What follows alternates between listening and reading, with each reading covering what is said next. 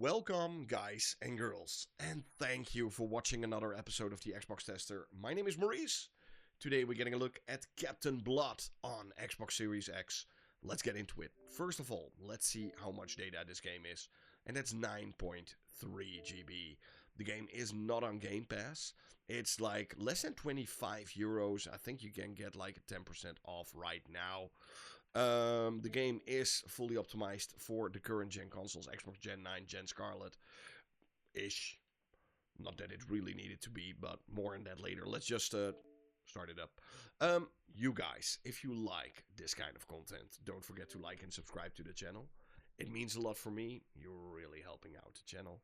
You can also hit the bell icon. I upload almost on a, daily basis, new games, old games, updates on games, and sometimes even a little bit of hardware here and there.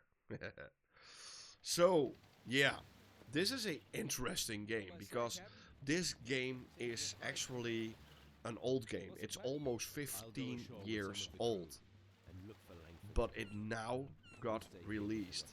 Yes, this game was like 99.9% completed. But due to a lot of aspects and stuff, the game never got released. It should have been a game for Xbox 360, but at the last moment, the publisher pulled out, said, nope, not gonna do it. Not gonna bring this game out to consoles. And now 15 years later, we get this game. And I think it's a lot of fun, you know. It's definitely not a high-end ultra mega game or anything. Before I go any further, I will first show you the frame rate test. So, in terms of graphics, both the Series S and X, but also other systems like PlayStation 5, and they all run basically the same version of the game. It's all around like 1080p at up to 60 FPS. The frame drops you see right now is just because I'm into like these screen shot things, but the game runs 60 FPS. It's on all systems like that. But in terms of graphics, it's not that different from each other. You know, I got those frame drops on the Series S too. It's a game that should have come out around 2010. You know, there's a really good video on YouTube from this guy. He has like, only 3,000 subscribers or something.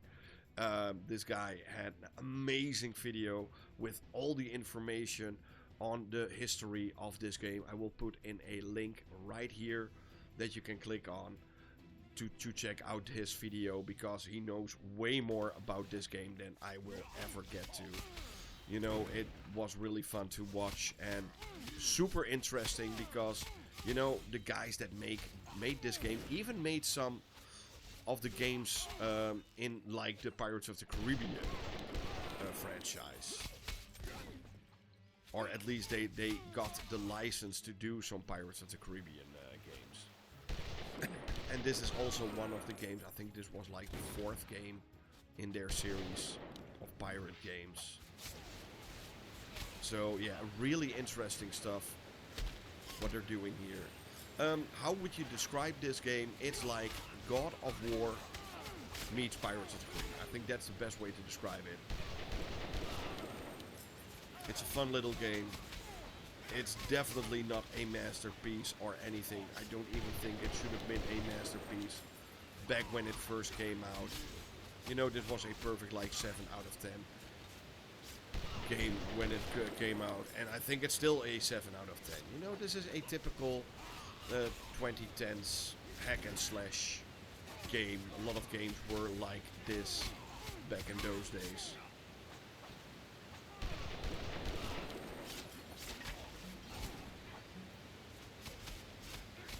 They all wanted to be God of War, and this was definitely one of them.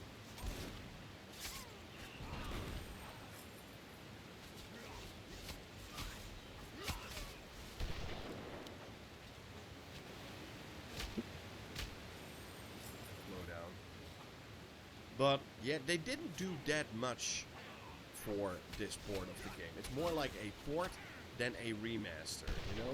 They kept the game exactly the same. Just up the resolution. I saw some gameplay footage of the game from when it should have come out, and it looked exactly the same. Of course, when it would come out on a 360, it would have been like 720p at 30 FPS or something like that. If you hear some tutors or in the background, they are having a party outside, I think.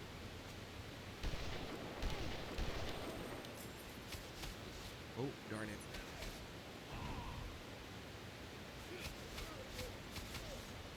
Here we go. Look at this. It's actually for a game made by a pretty obscure studio from back in the day. A pretty well done. And I think it's really cool to see games like this still getting a well-deserved release. You know, back in the day, this game would have definitely been a game that came out on disc and would have been like $60 or something like that.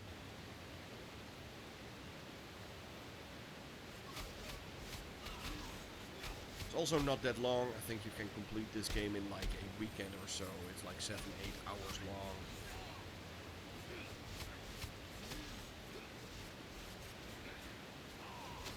On guard. You know, and I think this would have been a perfect Pirates of the Caribbean tie-in game.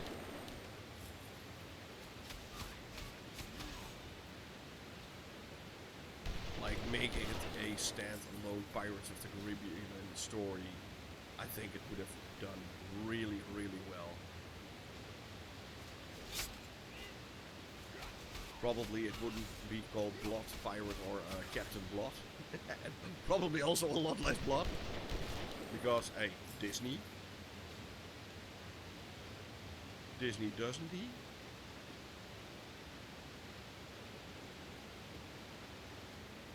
Oh, pancakes. Ah, what? Why are these guys all walking through?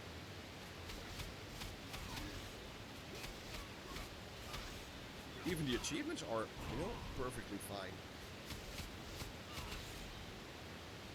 Later on you get like new kinds of combos and stuff.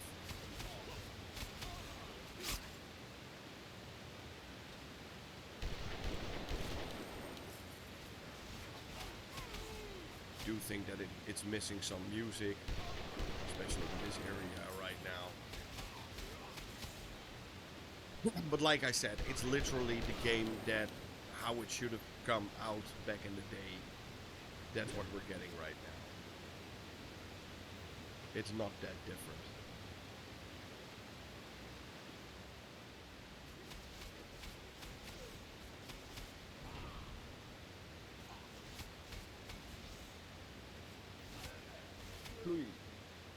Yeah. You have like these QTE moments later on in the game. It's such a throwback to different times of video games, but it is a game you've never played because it never came out. So it's a brand new retro game. Really funny to play. But yeah, you guys, this is Captain Blood on the Xbox Series X.